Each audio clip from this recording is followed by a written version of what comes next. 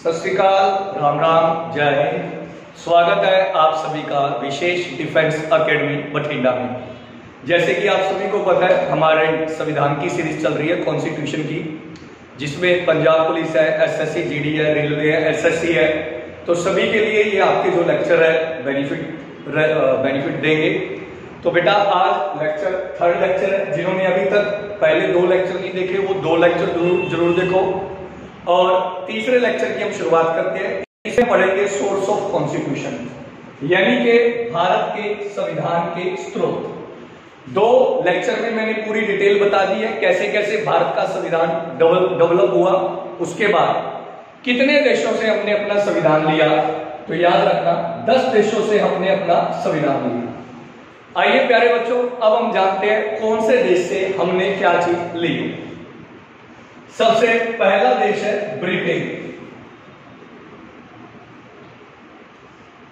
सबसे पहला देश है ब्रिटेन। ब्रिटेन से हमने ली सिटीजनशिप, जिसे बोला जाता है नागरिकता। तो नागरिकता का जो कॉन्सेप्ट है वो हमने कहां से लिया है? ब्रिटेन से लिया है। इंडिया की जो सिटीजनशिप है वो है सिंगल, जिसे बोला जाता है एकल। सिंगल यानी कि एकल। तो पहला पॉइंट नोट कीजिएगा कि सिटीजनशिप हमने कहां से ली? सिटीजनशिप हमने ली ब्रिटेन से। इसके बाद नेक्स्ट है parliamentary system. Parliamentary system. Parliamentary system यानी कि संसदीय प्रणाली, भारत की लोकसभा, राज्यसभा। तो जो पार्लियामेंट्री सिस्टम है वो हमने कहां से लिया है? ब्रिटेन से। पार्लियामेंट्री सिस्टम के बाद rule of law. Rule of law हमने कहां से लिया है? ब्रिटेन से। और इसके अलावा रिट्स के बारे में हम सभी को पता होगा कि अगर कोई हमारे फंडामेंटल राइट्स को दबाने की कोशिश करे तो हम सुप्रीम कोर्ट या हाई कोर्ट में इसकी अपील कर सकते हैं। जब हम फंडामेंटल राइट पढ़ेंगे तो डिटेल से इनको सभी को पढ़ेंगे। तो रिट्स की बात करें तो रिट्स जो है वो हमने ब्रिटेन से ली है। अगर आर्टिकल 32 की बात करूं तो ये रिट्स सुप्रीम कोर्ट से संबंधित है। आर्टिकल 226 की बात करूं तो रिट्स हाई कोर्ट से संबंधित है। डिटेल में हम इनको तब पढ़ेंगे जब हम पढ़ेंगे फंडामेंटल राइट्स।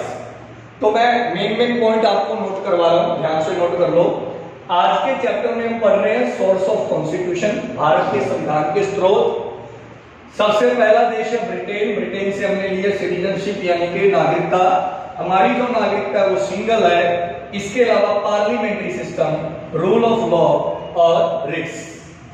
आइए बच्चों, इसके बाद हम आगे बढ़ते हैं। और इसके बाद सेकंड कंट्री, दूसरा देश है यूएसए यानी कि यूनाइटेड स्टेट अमेरिका। यूएसए से सबसे पहले हमने प्रेम्बल का आइडिया लिया। प्रेम्बल यानी कि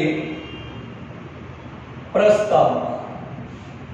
प्रेम्बल का आइडिया लिया। प्रेम्बल यानी कि प्रस्तावना। प्रेम्बल के बाद दूसरे नंबर पर फंडामेंटल राइट्स,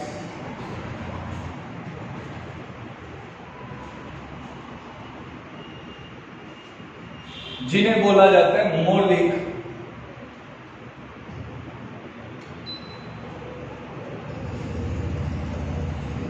अधिकार। फंडामेंटल राइट्स यानी कि मौलिक अधिकार, ये भी हमने कहां से लिए हैं? अमेरिका से लिए। सबसे पहले प्रेम्बल के बाद फंडामेंटल राइट्स। फंडामेंटल राइट्स के बाद प्रेसिडेंट यानी कि राष्ट्रपति। प्रेसिडेंट के बाद 4th नंबर पर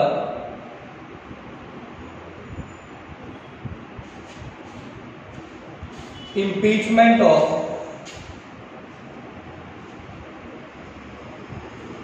प्रेसिडेंट एंड जज। इंपीचमेंट को हिंदी में बोला जाता है महाअभियोग। इम्पीचमेंट का मतलब ये कि अगर हम प्रेसिडेंट को हटाना चाहे या उनकी शक्तियों को समाप्त करना चाहे, जिसे इम्पीचमेंट बोला जाता है, तो ये इम्पीचमेंट का जो प्रोसीजर है ये भी हमने कहाँ से लिया है? अमेरिका से लिया है, चाहे वो भारत के राष्ट्रपति है या जो हमारे माननीय जज है। तो उनकी जो इम्पीचमेंट है, ये जो कॉन्सेप्ट है, ये हमने अमेरिका से लिया है। तो अमेरिका से क्या क्या लिया, एक बार रिवाइज करते हैं। सबसे पहले प्रेम्बल के बाद फंडामेंटल राइट्स, फिर प्रेसिडेंट, और इसके बाद इम्पीचमेंट ऑफ प्रेसिडेंट एंड जज। ठीक है, इसके बाद judicial review.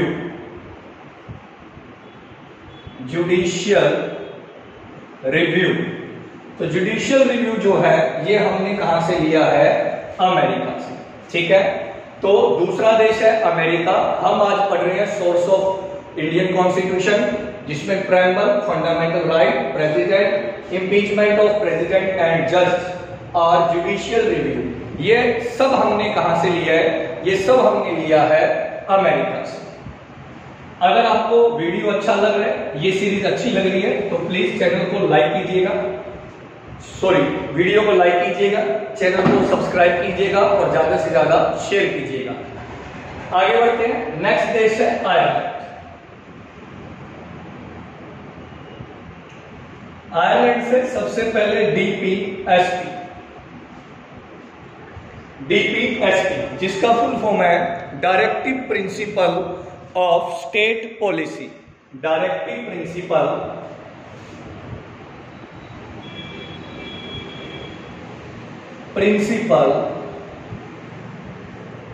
Of state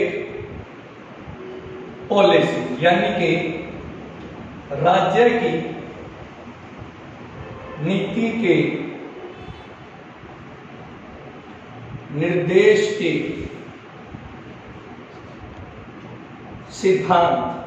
DPSP, राज्य की नीति के निर्देश के सिद्धांत, ये हमने कहां से लिए हैं? ये हमने लिए हैं बेटा आयरलैंड से।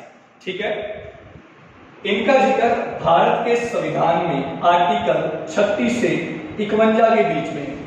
नेक्स्ट क्लासेस में हम इन्हें डिटेल से पढ़ेंगे। इसके बाद नंबर 2 पर हमने आयरलैंड से लिया है प्रेसिडेंट इलेक्शन। भारत में चुनाव, राष्ट्रपति के चुनाव की प्रक्रिया, प्रोसीजर ऑफ प्रेसिडेंट जो इलेक्शन है, वो हमने कहां से लिया है? आयरलैंड से। बच्चा बहुत बार कंफ्यूज होता है। अगर आपसे ये पूछा जाए कि प्रेसिडेंट का डेजिग्नेशन, पद कहां से लिया गया है, तो वो लिया गया है अमेरिका से। अगर हमसे पूछा जाए इलेक्शन सिस्टम कहां से लिया गया है, इलेक्शन सिस्टम लिया गया है आयरलैंड से। इसके अलावा राष्ट्रपति के द्वारा राज्यसभा में, प्रेसिडेंट के द्वारा राज्यसभा में जो 12 मेंबर डायरेक्ट अपॉइंट किए जाते हैं।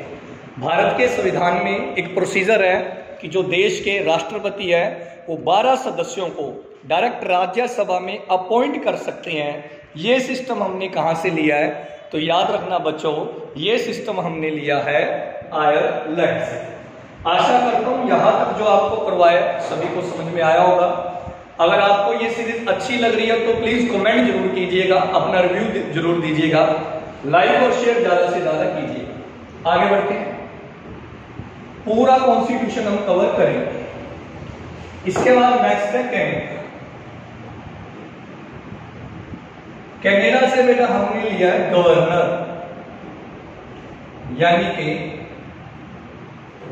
राज्यपाल। इसके अलावा अभी एक बहुत बड़ा चेंज किया गया था भारत के टैक्स सिस्टम में, तो याद रखना जीएसटी जो है वो हमने कनाडा से लिया है, क्योंकि इंडिया में जो जीएसटी का सिस्टम है वो ड्यूल है, और ड्यूल जीएसटी कहां पर चलता है? कनाडा में चलता है।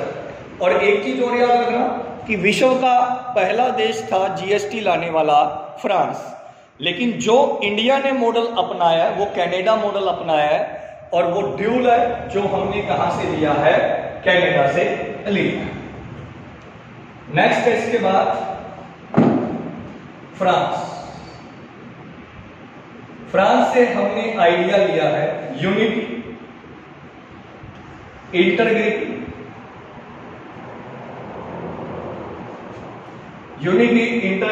और इक्वालिटी, यानी कि एकता,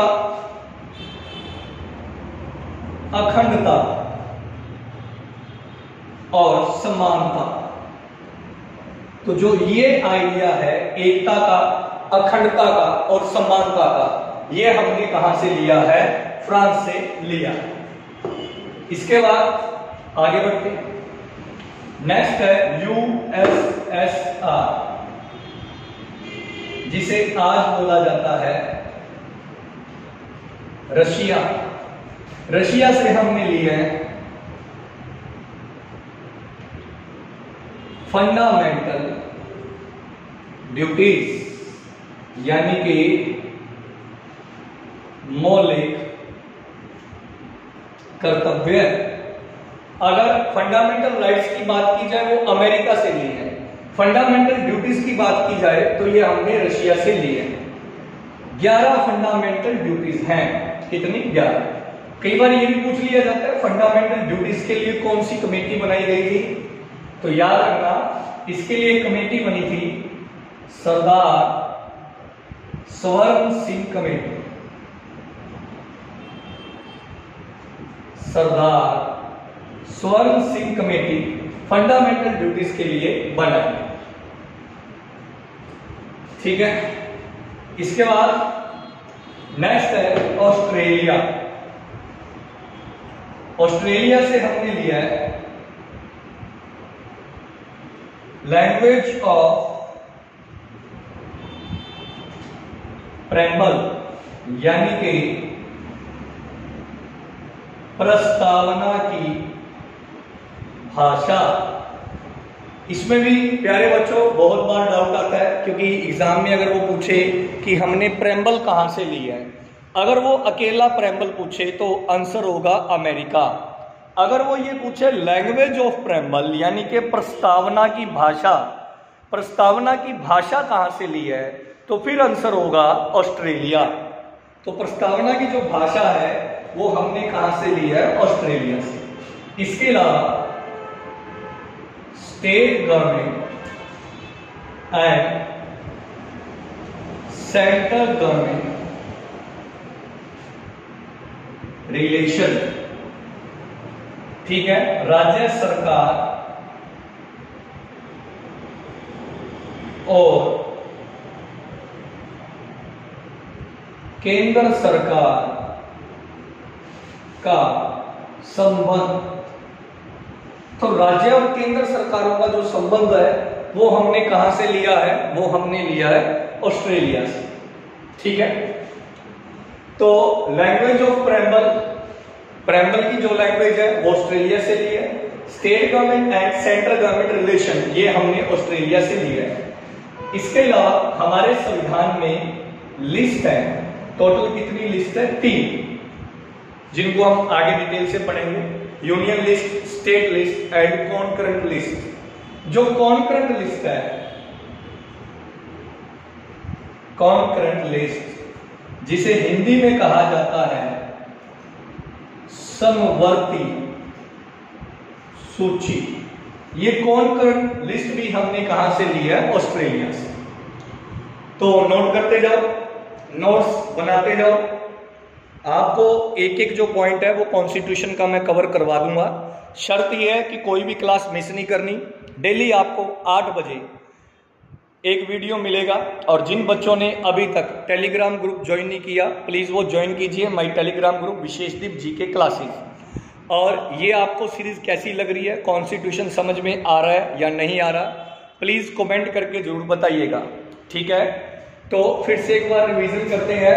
ऑस्ट्रेलिया से लिया language of preamble, state government and central government relation, concurrent list, समवर्ती सूची। इसके बाद नेक्स्ट कंट्री है साउथ अफ्रीका।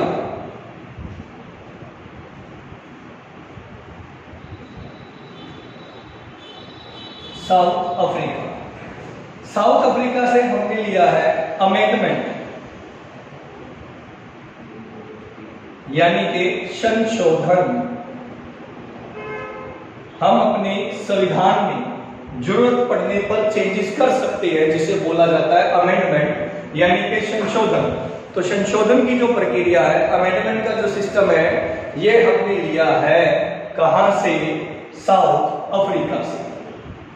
नेक्स्ट है इसके बाद जर्मनी। जर्मनी से हमने लिया है इमरजेंसी यानी कि आपातकाल। इमरजेंसी 3 टाइप की होती है, ठीक है? National emergency, state emergency and finance emergency. राष्ट्रीय आपातकाल, राज्य आपातकाल और वित्तीय आपातकाल। नेशनल इमरजेंसी आर्टिकल 352 में है, स्टेट 356 में है और फाइनेंस 360 में है। इन्हें आने वाले अगले लेक्चरों में हम पूरा डिटेल से पढ़ेंगे, लेकिन इमरजेंसी का जो कॉन्सेप्ट है ये हमने जर्मनी से लिया है। अगर एग्जाम में आपसे पूछा जाए कि इनमें से कौन सी इमरजेंसी आज तक भारत में नहीं लगी, तो आंसर होगा फाइनेंस। फाइनेंस इमरजेंसी आज तक एक बार भी भारत में नहीं लगी है। नेक्स्ट इसके बाद 10 नंबर पर है जापान। जापान से हमने लिया है प्रोसीजर ऑफ लॉ।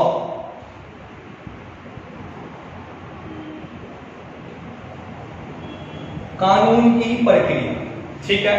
तो ये है बेटा हमारे source of Indian constitution, Bharat के संविधान के स्रोत, जो कितने देशों से लिए गए हैं? 10 देशों से लिया गया है। इंपॉर्टेंट जितने भी पॉइंट थे वो मैंने आपको कवर करवा दिए कि किस देश से हमने क्या लिया। आओ प्यारे बच्चों आगे बढ़ते हैं। इस प्रकार से हमने 10 देशों से अपने संविधान में कुछ ना कुछ लिया, लेकिन याद रखना हमने लिया 10 देशों से है, लेकिन 70 देशों का संविधान हमारी कॉन्स्टिट्यूशनल असेंबली ने स्टडी किया है। मतलब 70 देशों का संविधान स्टडी किया था कॉन्स्टिट्यूशनल असेंबली में, और जिनमें से 10 देशों के संविधान से हमने मेन पॉइंट निकाला। और इस प्रकार 166 दिन 166 डेज कॉन्स्टिट्यूशनल असेंबली का क्या चला? सेशन। मतलब ये बात तो हमें सभी को पता है कि संविधान बनने में 2 साल 11 महीने और 18 दिन लगे, ये बात हम सभी को पता है। लेकिन कॉन्स्टिट्यूशनल असेंबली का जो सेशन था वो 166 डे चला था, ठीक है? 166 डे सेशन चला। 70 देशों के संविधान को स्टडी किया गया और जिनमें से 10 देशों से हमने मेन पॉइंट ली। क्लियर? और इस टोटल सिस्टम पर, टोटल प्रक्रिया पर 64 लाख का खर्चा आया, एक्सपेंस हुआ। यानी कि हमारे संविधान बनने पर उस समय में लगभग 64 लाख रुपए का खर्चा आया। तो प्यारे बच्चों, आशा करता हूं यहां तक आप सभी को क्लियर होगा, कवर होगा, एक एक पॉइंट आपने नोट कर लिया होगा। और वीडियो अगर अच्छी लग रही है, कंटेंट अच्छा लग रहा है, पढ़ाया हुआ समझ में आ रहा है, लाइक, सब्सक्राइब और शेयर जरूर कीजिएगा और कमेंट करके जरूर बताइएगा कि वीडियो आपको कैसी लग रही है।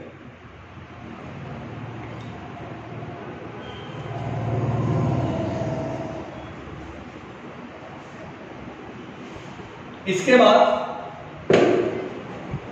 26 नवंबर 1949 हमारा संविधान बनकर क्या हो गया? तैयार। 26 नवंबर 1949, ठीक है बच्चों? पहले हम 26 नवंबर को लॉ डे मनाते हैं,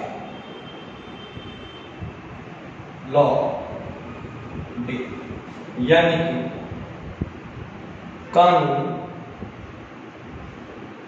दिवस। पहले हम 26 नवंबर को लॉ डे मनाते थे, कानून दिवस। लेकिन 2016 से 2016 से हम 26 नवंबर को मनाने लगे कॉन्स्टिट्यूशन डे। अब 26 नवंबर को मनाया जाता है कॉन्स्टिट्यूशन डे, यानी कि संविधान दिवस। क्लियर? पहले 26 नवंबर को मनाया जाता था लॉ डे, यानी कि कानून दिवस, लेकिन 2016 से हम इसे सेलिब्रेट करने लगे कॉन्स्टिट्यूशन डे के रूप में। ऐसा क्यों? ऐसा इसलिए क्योंकि 2016 में डॉक्टर भीमराव अंबेडकर जी के जन्मदिन के 125 वर्ष पूरे हो गए। 125 वर्ष पूरे हो गए और डॉक्टर भीमराव अंबेडकर हमारे देश के फर्स्ट लॉ मिनिस्टर बने थे। पहले कानून मंत्री बने थे डॉक्टर भीमराव अंबेडकर। इसी के साथ याद रखना, डॉक्टर भीमराव अंबेडकर जी का जन्म 14 अप्रैल को सेलिब्रेट किया जाता है। 14 अप्रैल को अब हम सेलिब्रेट करते हैं वर्ल्ड नॉलेज डे,